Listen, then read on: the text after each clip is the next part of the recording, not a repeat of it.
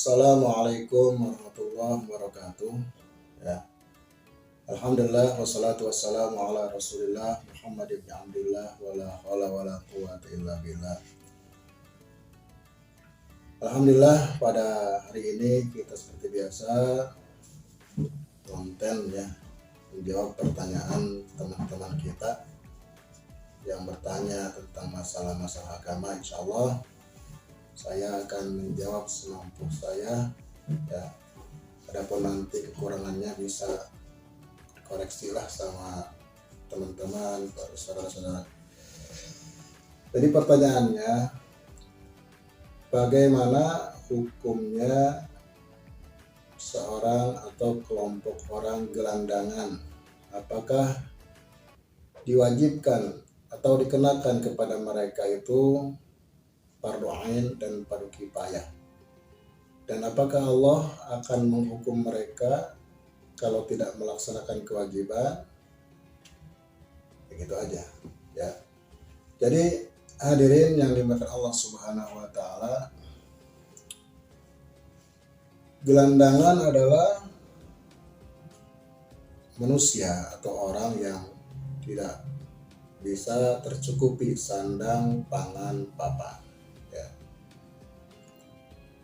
Harapan semua orang memang bisa tercukupi sandang, pangan, papannya ya, walaupun tidak mewah lah, minimal punya tempat tinggal walaupun ngontrak, atau dia bisa hidup dengan layak ya, bisa cari makan, mendapat makanan buat dia dan keluarganya.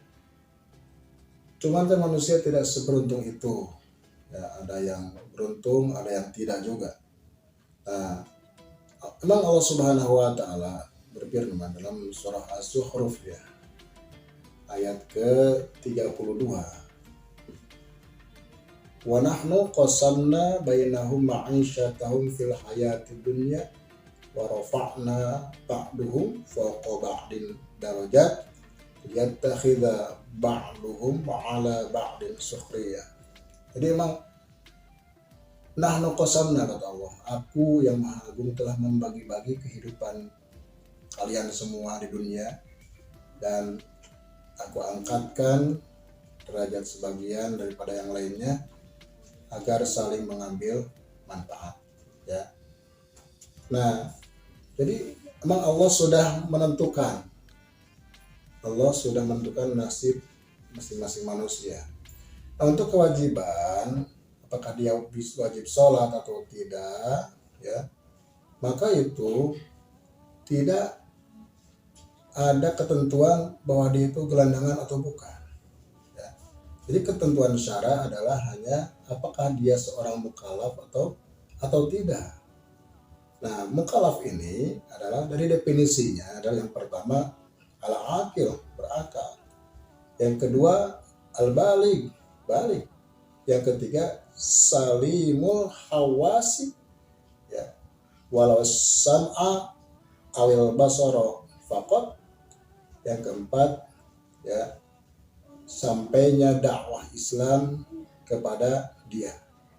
Jadi ketika seseorang sudah akil, berakal ya, dia berakal, tidak gila dan balik ya, dia itu sudah memenuhi persyaratan balik, yaitu dia sudah berumur 15 tahun, baik laki-laki dan perempuan, atau dia pernah bermimpi jima ya, atau dia haid kalau perempuan ya, yang mana umurnya 9 tahun 14 hari lah ya, menurut tahun Qamariyah atau tahun Hijriah.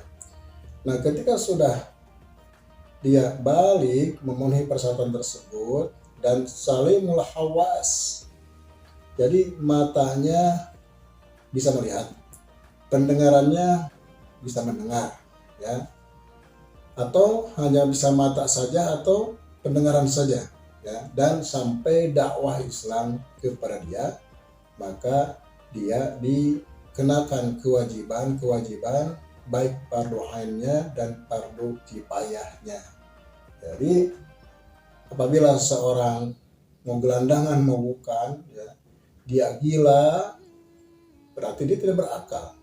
Atau dia belum balik, ya, berarti dia belum terkena kewajiban.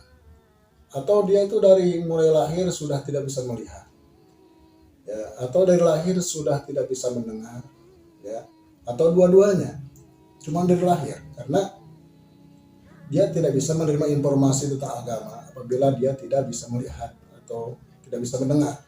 Maka yang ini tidak ada kewajiban apa-apa. Dan apabila dia bertempat di taruhlah ujung dunia, gunung Himalaya, ya, sehingga tidak sampai dakwah Islam kepada mereka tidak tahu Islam itu apa, atau Islam sebagaimana harus dilaksanakan dia tidak tahu, ya, maka ya dia itu tidak terkena kewajiban fardu ain dan fardu kifayah. Ya.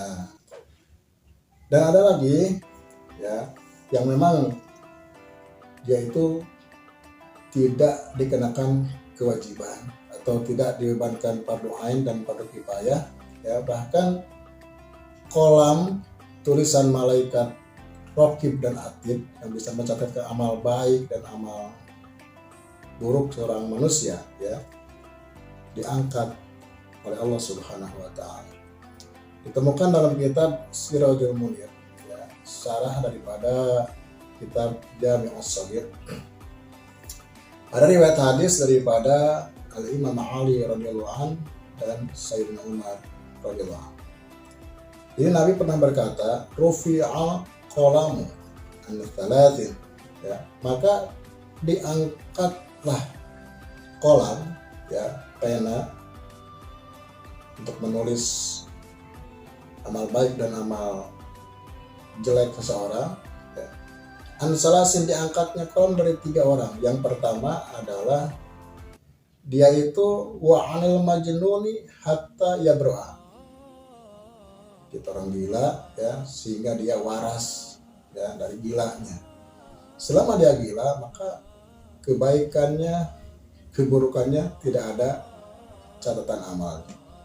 Yang kedua, wa anin na'imi hatta yastaiqidhu, dari orang yang sedang tidur, sehingga dia bangun.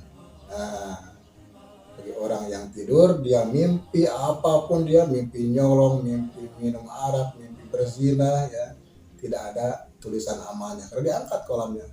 Kalau dia bangun baru ditulis lagi kebaikan dan keburukan. Yang ketiganya, wa anis sobi hatta yahluma, dari anak kecil sehingga dia balik. Nah, itulah, jadi intinya mau gelandangan mau bukan, ketika memenuhi persyaratan mukallaf, ya, dia sudah balik, dia berakal, dia punya panca indera yang normal, mata, telinganya, ya, dan sampai dakwah Islam kepada dia, maka tetap dia terkena kewajiban fardu ain dan fardu kifayah, ya. Dan memang gelandangan ini, ya, seharusnya yang tanggung jawab adalah, ya, pemerintah setempat, ya. Bagi kita hanya sekedar bisa, ya, membantu semampu kita, ya, kalau lewat mungkin kita bisa memberi makanan, memberi sedikit rupiah, ya. Lagi hari Jumat kan alhamdulillah banyak Jumat berkah, banyak orang-orang yang baik, ya, membuat nasi bok dan segala macam kemudian dibagikan kepada mereka. Itulah hanya sekedar kemampuan kita sampai di situ. Tapi untuk yang lebih punya kekuasaan, punya kebijakan, aturan, ya, pemerintah yang mungkin itu yang bisa mengatasi tentang gelandangan saudara kita yang ada di jalanan. Ya, mudah-mudahan kita semua orang kaum muslimin oleh Allah Subhanahu wa taala dilancarkan rezekinya sehingga mempunyai kehidupan yang layak, ya, sandangnya, pangannya, papannya. Mohon itu yang dapat saya sampaikan. Mohon maaf apabila ada kekurangan. Wallahul muwafiq ila aqwamit thoriq. Assalamualaikum warahmatullahi wabarakatuh.